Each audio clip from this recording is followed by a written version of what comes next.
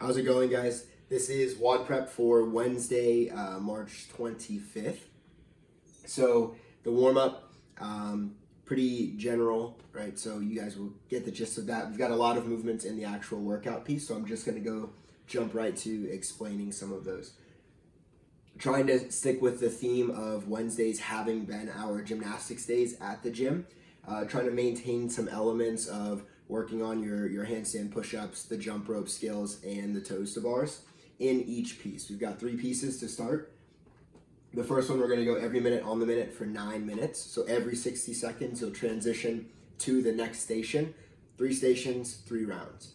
Starting minute number 1, 8 to 20 reps of a push-up. So there's going to be a lot of options and ranges here throughout these movements. The goal is for you to pick something that's challenging, but make sure you're finishing with enough time to transition to the next minute. 8 to 20 push-ups. Then we're going to move into 8 to 15 toes to kettlebell. That is a variation of the toe to bar that can be done on the floor or any stable surface, and I'll demonstrate that. 30 seconds of speed steps, that's with your jump rope. We're going to run through that 3 times. That'll comprise our first 9 minutes. Then we'll transition every minute on the minute for 9. Minute number 1, 20 to 30 seconds in a handstand hold or some kind of pike hold to mimic that overhead hold. Minute 2, 30 seconds in boat pose. So that is like a form of hollow rock. And again, we'll demonstrate 30 seconds of mountain climbers for 3 rounds, right? So that's our second every minute on the minute.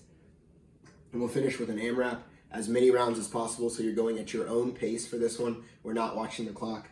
We're working for 9 minutes.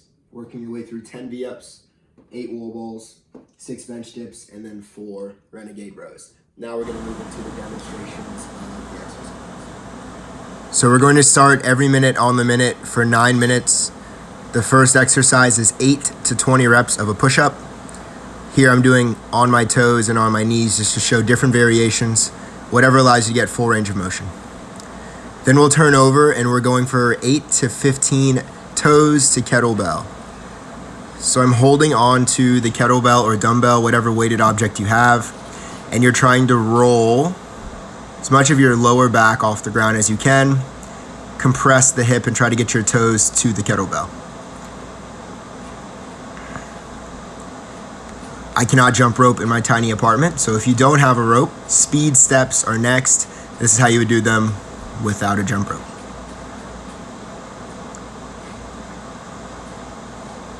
Then we'll move into the second EMOM. The first exercise there is going to be 20 to 30 seconds in a handstand hold, trying to get the hips stacked directly over your hands in as straight a line as possible. From there, we'll transition back to the floor, and we're going to get a boat pose. So this is very similar to a hollow rock, holding more of like a V-up position, but the goal is compression of the hips, engagement of the abs, and we're looking to be as steady as you can there for 30 seconds.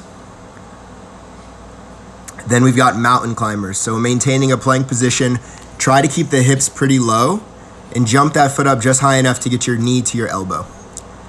Then we'll move into the AMRAP. So this is just on your own pace for 9 minutes, starting with 10 V-ups.